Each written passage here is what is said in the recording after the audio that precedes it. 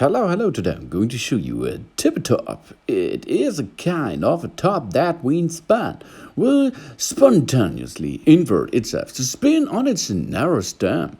A tip top usually has a body shape like a truncated three with a short, narrow stem attached perpendicular to the center of the flat circular surface of truncation.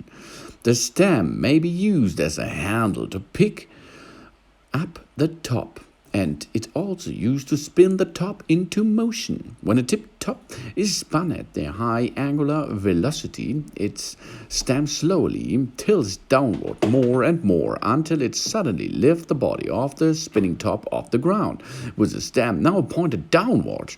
Eventually, as the top's spin rate slows, it loses stability and eventually topples over like an ordinary top.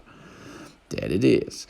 Ooh. Thanks for watching. Please subscribe me, give me positive feedback, and see you next time. Soon.